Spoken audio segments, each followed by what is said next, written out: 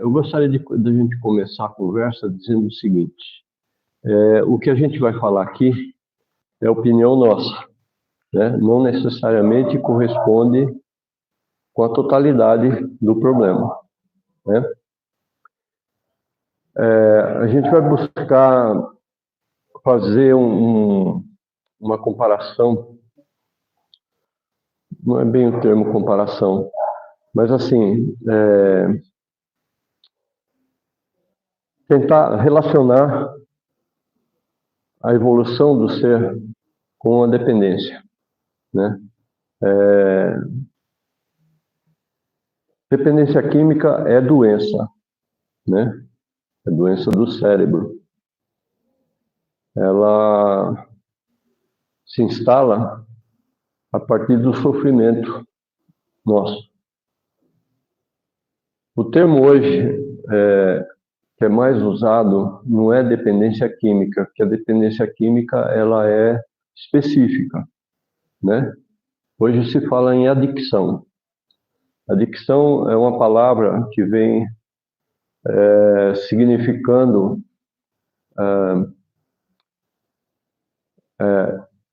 a gente pode resumir como escravidão, né?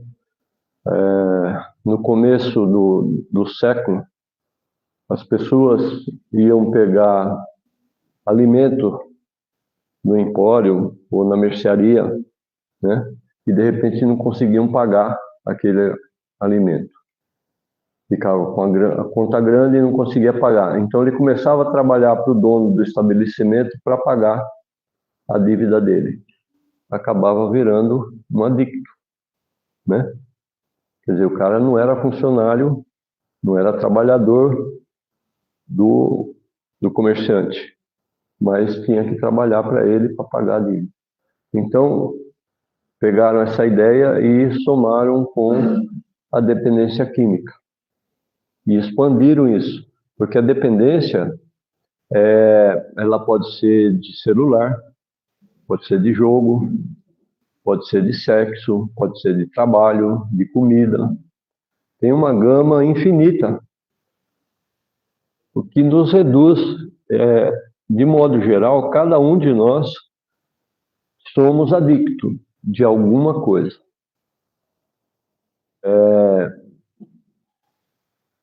Cocaína, por exemplo, né? Você tem que uma droga ilícita, né? Considerada ilícita. Então, se você estiver nesse meio, a probabilidade de ser preso é muito grande, né? Mas o álcool não, né? E tem uma outra adicção que com certeza a maioria de nós aqui tem, que é açúcar.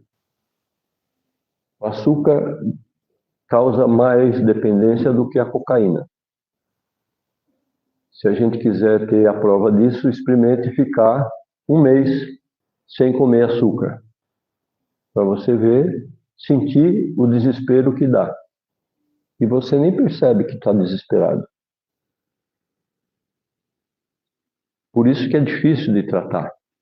Porque o adicto, ele não se acha doente. Ele não acha que ele está doente. Assim como nós. Agora, o fundamento dessa doença é evolução. Ela vem para nos mostrar caminhos de evolução. Porque nós somos obrigados a olhar para dentro de nós, né? O dependente químico em casa, ele é só a ponta do iceberg, né? Iceberg, o que é? Uma bloco de gelo que a maioria dele está para baixo da água do mar e só tem uma parte dele para cima. Então, normalmente se considera o dependente químico a ovelha negra da família, né? Ele é um cara que já está se rebelando. Só que a rebelião dele é emocional. Ele faz as coisas porque cobram dele, né? Tem que tirar boas notas, tem que ser um bom menino, tem que ser um bom pai, tem que ser um bom irmão, né? E o que significa ser bom irmão, bom pai, bom filho, né? Valorizamos muito a questão estética, né? Ou assim, a pessoa, para ser boa pessoa, tem que ter casa, tem que ter carro, tem que ter casa com piscina, melhor ainda, né? Então, nós colocamos esses valores em coisas externas e não em coisas internas. E aí cobramos, né? Não está indo na escola, tirou 3, tirou 0, né? Você não é uma boa pessoa. Isso vai incrustando na pessoa. Alguns conseguem perceber que não é bem assim a história, mas a maioria de nós cresceu desse jeito, sendo cobrado posições que muitas vezes a gente não tem condição de dar, de fazer, né? Cada um de nós aqui tem um limite de entendimento, né? Não digo nem de inteligência, eu digo de entendimento, né? Porque a inteligência é muito subjetiva, né? É uma coisa que não dá para medir, né? Alguns tentaram até, né? Tem o tal do exame do QI aí, né? Coeficiente de inteligência, mas também não mede nada, porque se você não fizer as perguntas que a pessoa é capaz de entender, né? Não significa que ela tenha pouca inteligência. Vamos pegar esse prédio aqui, por exemplo, né? Você tem um monte de ferro aqui nas colunas e tal. Isso tudo tem uma base de cálculo, né? Você calcula quanto de peso tem que aguentar a estrutura e tal, né? Fazendo assim, pô, o cara tem que ter uma cabeça, né, matemática, entender pra caramba. Mas cada um de nós aqui, se nós nos propusermos a fazer esse cálculo, a gente vai conseguir. Pode demorar menos do que o cara que fez engenharia, que estudou isso. Perdão, pode demorar muito mais do que ele que estudou para fazer isso, sabe o caminho. Nós vamos ter que aprender esse caminho. Mas se nós quisermos, qualquer um faz. Pode demorar um pouco mais ou um pouco menos, mas faz, né? A questão é só de colocação. Então, a mesma coisa é a dependência. Nós podemos sair dessa dependência se nós nos colocarmos para isso. Se nós percebermos que somos dependentes, que temos algum tipo de adicção. E isso nós fazemos como? Vigiando e orando, né? Não é isso que diz? Vigiar e orar? Né? Não é o que nós aprendemos? Então a gente começa a ver que o modo espírita de viver nos facilita a, a, a lidar com essas questões, né? Porque ela, de certa forma, nos dá um caminho, né? E é interessante a gente pensar no seguinte, vamos dizer, 98% dos adictos não tem uma obsessão. Ele é adicto porque ele não consegue trabalhar a emoção dentro dele. 2% no máximo vem de um obsessor que está acompanhando o cara em muitas encarnações ou tem alguma ligação, né? Então, não existe a desculpa que o adicto está obsidiado. Então, cada um de nós é responsável pelas nossas decisões. Somos nós que decidimos fazer isso ou aquilo. E isso tem sempre consequências, né? A atitude que nós temos para com a vida traz os problemas que a gente tem. Se a gente pegar... vocês já leram o livro O Consolador? Psicografado pelo Chico, ditado pelo Emmanuel, e é um livro que ele traz algumas informações em determinadas perguntas do Livro dos Espíritos. Então ele tem assim uma visão um pouco mais vamos dizer, ampliada das respostas que foram dadas pelos Espíritos, pelo Espírito da Verdade, né? No Livro dos Espíritos. E tem eu não vou lembrar agora qual é a pergunta que ele está respondendo, mas ele diz assim que 95% dos problemas que nós passamos nessa encarnação é provindo desta encarnação, não é de encarnações anteriores. Só 5% é que vem de outras encarnações, né? Então, por aí a gente vê que grande parte dos problemas que a gente tem é das decisões que nós tomamos hoje, nessa encarnação, não é coisa que vem do passado, né? Ainda considerando que hoje nós somos tudo aquilo que já fomos em todas as outras encarnações, né? Embora a gente não lembre de nenhuma delas ou de algumas delas, a gente consiga lembrar, né, quando preciso, esse aprendizado ele está conosco, né? A gente vem crescendo, né? Desde que a gente foi criado até agora, a gente tem um caminho razoável aí atrás, né? Mas nós tomamos as decisões na nossa vida hoje em função desse aprendizado, né? E do que a gente tem nessa encarnação, que é o que está mais vivo. Tanto é que tem muitas coisas que a gente faz que não acredita que poderia ter feito, né? Racionalmente a gente, não, mas de onde eu tirei isso? Né? Foi um espírito que soprou? Não, a gente buscou no nosso aprendizado interior, né? A postura, as decisões. Tá. Então, assim,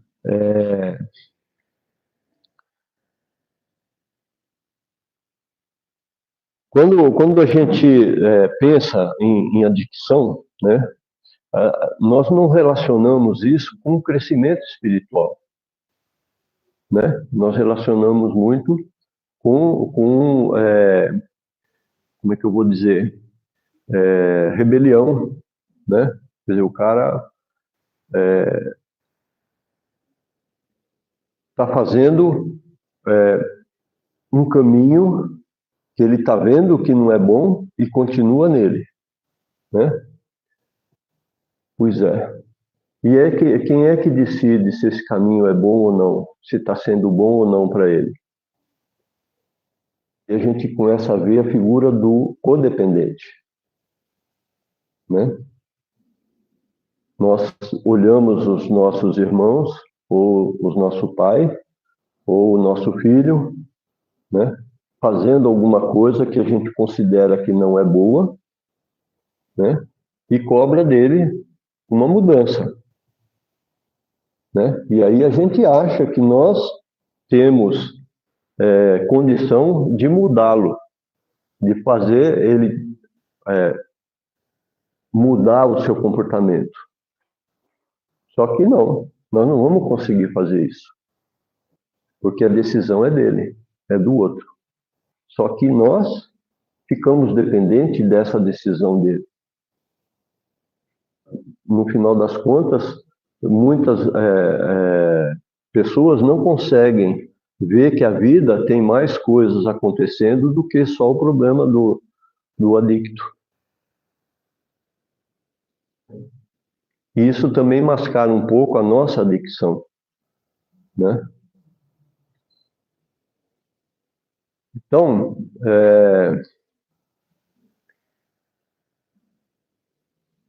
não sei se está dando para entender o que eu estou falando do caminho de evolução espiritual, né? A gente não está... a evolução não é só feita no plano material, né? Não é isso? Tem uma evolução espiritual junto. Só que o material ele é muito forte, né? A gente sente com muito mais intensidade aquilo que a gente pode pegar. E o plano espiritual, a gente não consegue pegar. A gente, no máximo, consegue sentir, né? Se nós pararmos para prestar atenção nas coisas que acontecem ao nosso redor, né, nós conseguimos sentir, né, sentir o desespero do outro, sentir a alegria, né, sentir a motivação que o outro teve para fazer isso ou aquilo, né? Isso é a parte emocional, né? Se nós nos propusermos a isso, né? Se a gente parar para prestar atenção, senão vai passar em brancas nuvens, né? E aí a nossa evolução também fica pequena, porque nós não conseguimos ir além disso, né? Nós não conseguimos deixar que o outro viva a vida dele do jeito dele, né? E nós vivemos a nossa vida do jeito que a gente acha que tem que ser. Então, nossa, está muito sério, não? Preciso fazer uma piadinha aqui. Por favor. Até 2. Opa! Daí ver qual que é a sua ideia em relação a isso. Me corrija se eu estiver errado. O que eu quis dizer, assim, o codependente, ele tem a adicção dele ao controle da vida do outro. Isso, é a dependência do outro. A dependência do outro. Então, seria mais ou menos assim, ele fica olhando o outro, querendo controlar o outro, mudar o outro, e não olha para si. Então, isso seria uma estagnação da evolução. E aí, o desprendimento dele, né, de deixar que, porque normalmente o codependente é a mãe, o pai, aquele que quer ali passar o irmãos. E aí, então, a evolução desse codependente então, seria abrir mão, não abandonar, né, mas abrir mão do controle, deixar o outro viver a vida do jeito que... E da mesma forma, então, a evolução do adicto, do dependente químico, né, que tem a adicção na dependência química, seria olhar para si mesmo e então, nessa batalha de cada dia fazer uma escolha, não, né, no caso, de superar essa dependência química. E a superar a própria dependência, né, codependência. Assim, então, vamos um exemplo assim. O filho não está trabalhando e está usando droga, né? Aí você, não vou mais dar dinheiro para ele, né? Se ele quiser continuar assim, ele vai embora, né? Aí o que acontece? O filho pega um papelão, né? Põe na entrada da casa da mãe ou da família e dorme lá, né? Aí, e aí, como é que fica? Entendeu? Você está lá olhando para o filho lá dormindo na rua, ao relento, em cima de um papelão, né? Complicado, né? Ao mesmo tempo, se ele está em casa, ele começa a roubar coisa, começa a xingar, a brigar, né? Quer dizer, um monte de problema. E como é que você resolve isso?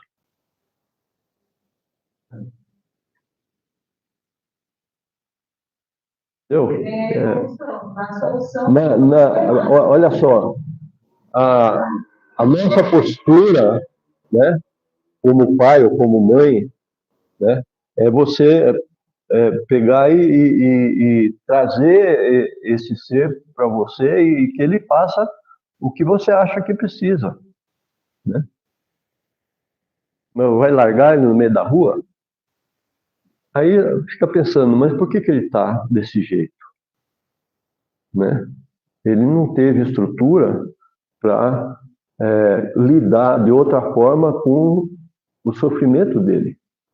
Parece brincadeira, mas sofrer dói literalmente, dor mesmo, né? E aí assim, o que a gente vê no começo, né? Como é que a história começa? Então tá lá o garotão, né?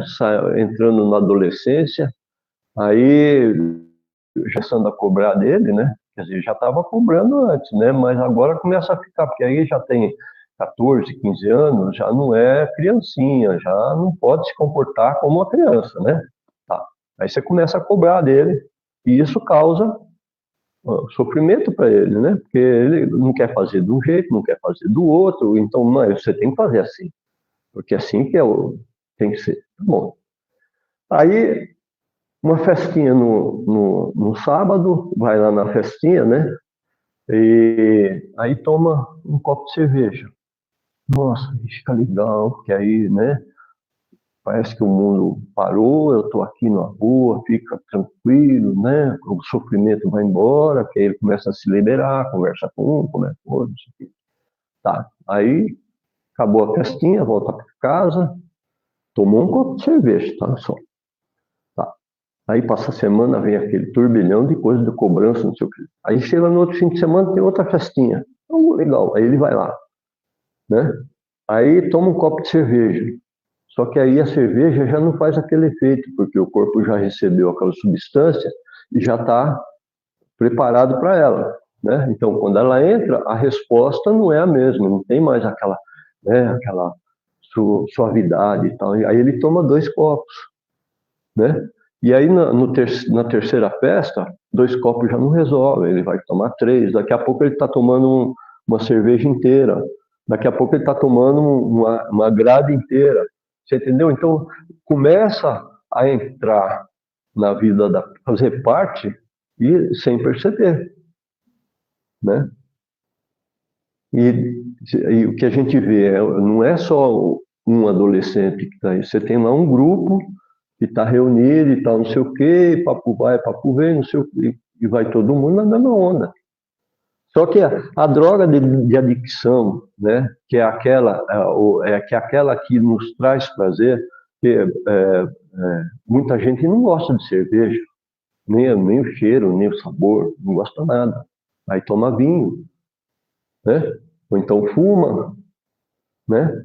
Então, daqui a pouco isso aí também não serve, aí vai para o crack, vai para cocaína, que são drogas que dão outros efeitos no corpo e que podem aliviar a pressão, né? A gente vê, por exemplo, muito esquizofrênico, né, usando droga para aliviar a pressão emocional da esquizofrenia, né? Então, o que chama de comorbidade, né? São doenças associadas, entendeu? Por quê? Porque alivia, deixa a pessoa suave, tranquila e tal. Então, o cara usa, né? Só que aí tem a outra face da moeda, né? Que cara, nós somos seres sociais, a gente não vive sozinho, né? E aí começa a dar conflito, que eu quero fazer, você faz de um jeito, você quer fazer de outro, ela briga toda. Aí começa, e enquanto a gente tem as drogas ilícitas, né, a coisa fica pior, né? E o álcool, a pessoa que é alcoólatra, ela é até suportável, entre aspas, né? Não causa tanto problema quanto as drogas ilícitas, né? Porque não tem a questão da lei no meio, né? Então, claro, a pessoa bebe, fica chata, fica briguenta, fica alterada, né? Isso é um problema. Mas a hora que passa o efeito do álcool, a pessoa meio que volta a funcionar, tem um funcionamento razoável, né? A família fica com o pé atrás com a pessoa porque já sabe como é que é o negócio, né? Mas é uma pessoa que ela continua no convívio, né? É diferente do crack, por exemplo, que a pessoa perde totalmente a noção, né? Então não tem como. E como é que a gente resolve isso? Nós não resolvemos, porque quem tem que resolver é o adicto, é ele que tem que assumir a espiritualidade dele, né? E nós vemos assim, A pessoa pega o filho, interna compulsoriamente, né? Vai lá, põe numa clínica. Aí o cara fica lá 6 meses desintoxicando o organismo, tirando a substância e tal. Ele sai de lá limpinho, você vê o cara até meio rosadinho, ele tá branco, agora já tá mais alegrinho. Só que o que ele faz? Como não foi ele que entendeu que tinha que ser internado, né? Primeira coisa que ele faz quando sai, na primeira oportunidade, depois que sai, é ir na boca. É ir buscar o objetivo de adicção dele. Por que isso? Porque quem tem que entender que está doente é o próprio adicto. Não adianta a gente querer fazer a coisa na marra. Não vai, não resolve. E depois, assim, mesmo o cara em recuperação, né, vamos dizer que ele foi lá, né, fez a limpeza numa clínica médica, né, tirou a substância do corpo e tal, só que ele tem que ter um acompanhamento psicológico e psiquiátrico, né? Então, ele tem que acontecer essas fases, senão ele não vai conseguir ter condição de se refazer, né? Ele tem que entender o porquê que ele está abusando droga antes de tudo. Qualquer outra coisa que seja feita que não tenha essa linha, não vai dar resultado, né? Tem que frequentar grupos de mútua ajuda, né? Para ele ter referência de que ele não é uma pessoa ruim, ele não é uma má pessoa, entendeu? Os desvios de caráter que o adicto tem é o que todo mundo tem. Só que quando a gente tem um comportamento dito normal, né, a gente consegue lidar de uma forma tranquila com essas coisas, né?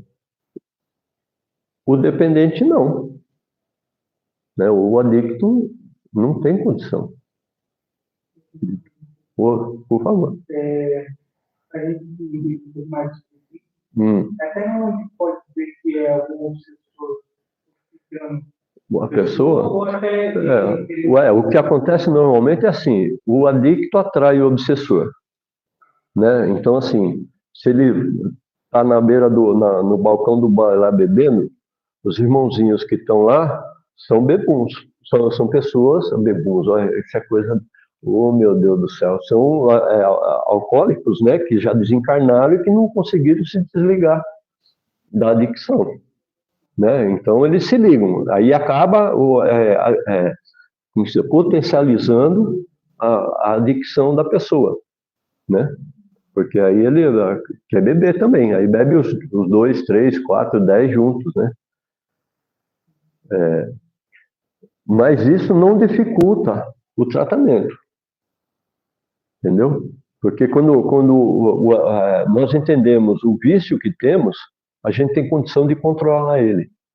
Então nós não nos deixamos ser controlados por outros, né? Mesmo a obsessão, né? A obsessão também tem esse caráter, né? Quando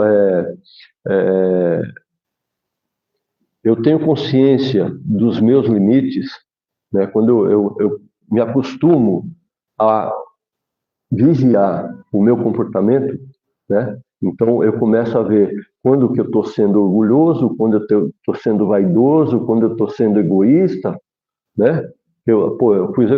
Então eu reconheço isso em mim, eu tenho condição de controlar isso. Entendeu? E chegar para as pessoas, dizer e falar sobre isso sem agressividade, com tranquilidade. E aí você consegue entrar no meio termo, entendeu? Então, é difícil que haja uma obsessão nesse nível. O que vai acontecer é o que a gente costuma chamar de encosto, né?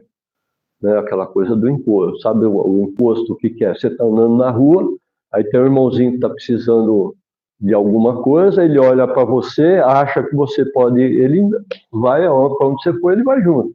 Só que não tem nenhuma ligação emocional nesse contato, né? Se nós estivermos atentos, né, às coisas que pensamos e sentimos, Então a gente vai saber que aquele pensamento que passou, aquela emoção que passou, não é minha. Eu não estou acostumado a pensar desse jeito. Então tem alguma coisa errada, entendeu? Aí quando você chega num centro, ou às vezes não precisa ser nem num centro, pode ser numa igreja. Você senta lá e tal, não sei o quê, começa a orar, e aí começa a elevar o padrão vibratório, né? Ele se desliga, ele perde a conexão, né? É isso aí, entendeu? E isso o que que é? É um caminho de evolução espiritual, que é o que a adicção vem trazer para a gente. É uma das formas, né? Não que seja toda, mas é um dos caminhos, né? É, entender, aceitar que as pessoas possam ser do jeito que elas queiram ser, né? É um resultado do que a gente acredita sermos, né? Ou seja, se eu tenho a condição de fazer a minha vida do jeito que eu quero, eu tenho que aceitar que as pessoas também possam fazer a vida delas do jeito que elas querem. Entendeu? Quer dizer, é uma coisa que não dá para que todo mundo siga a minha cartilha. Não dá. Né? E é isso que é difícil da gente aceitar. De não ter... parece brincadeira, mas a gente está assistindo televisão, hoje em dia tem o controle remoto, né? Não é isso? Você liga lá, está sentadinho, aí você aperta o botão, aí você quer mudar de canal, você aperta o botão, não sei o quê. Só que se tiver alguém assistindo a televisão com você, e a pessoa quiser continuar assistindo aquele programa que está, ela vai querer pegar o controle, não vai? Para voltar no canal que ela quer. Ou então vai dar briga. Você está querendo me controlar, você quer que eu assista o que você quer. Entendeu? É mais ou menos isso que acontece com a gente, né? Em muitos aspectos, né? A gente querer o controle das coisas. E não temos controle de nada. A gente não tem aquela passagem no livro dos Espíritos que diz que nós somos influenciados mais do que a gente acha que é, né? Via de regra, é o plano espiritual que nos dirige, porque a gente sofre influência boa ou má, sem qualificar, né? Mas nós sofremos diariamente, todo momento, a influência espiritual. Então, assim, eu tenho que achar que eu tenho que pensar nas minhas decisões e no porquê que eu estou tomando, né? Porque aí eu vou estar assumindo a responsabilidade da minha vida, né? O outro passa do jeito que ele quiser, né? Quiser ser marionete, fica à vontade. Que é mais ou menos o que acontece com o dependente químico, né? Ele acaba virando marionete de uma ideia, né? A ideia do ser bom e do ser perfeito. Parece meio antagônico, né? Falar assim. Mas é isso aí. A tentativa dele é de tomar se diz, o controle da vida dele. Só que ele quer fazer isso usando droga. Não dá, né? Porque descompensa o corpo. E é interessante assim, depois de algum tempo que usa a droga, a substância que está... ela vai gerar uma... Como é que eu posso dizer? Uma rotina de efeitos químicos, se é que a gente pode falar assim. E assim, no centro do cérebro, nós temos uma glândula que chama amígdala cerebral. Não é amígdala da garganta, tá? Amígdala cerebral. Essa glândula, ela toma conta das rotinas do corpo, né? Então, por exemplo, nós costumamos almoçar todo dia ao meio-dia, né? Quando vai dando 11h30, essa glândula já começa a soltar os hormônios, a química do corpo para preparar o organismo para alimento. Tá? Então, precisa fazer suco gástrico, precisa fazer as enzimas, tal, não sei o quê. Então, tá tudo lá, tem um planejamentozinho da glândula que, quando vai chegando essa hora, ela ativa esse programa, essa parte do programa, e para... só que a gente não come. Vamos dizer, aquele dia, meio-dia, você não tem como comer. Aí o que vai acontecer? Vai começar a dar dor de cabeça, né? Vai começar a dar tontura, né? Essas reações são variadas dependendo da pessoa. Aí quando você come, para tudo isso, tá? Porque você comeu, o estômago já recebeu algum alimento, então toda aquela química que foi colocada dentro do corpo para aquela situação começou a ser resolvida, então ela não causou grandes problemas, né? Mas se você não come, o corpo vai ficar prejudicado, tá? Pois bem. Opa, já? Nossa! Tá, jóia. Então, assim,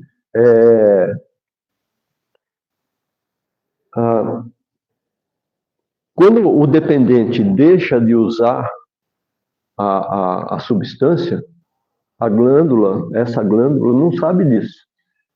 Ela vai começar a cumprir o roteirozinho dela lá, né?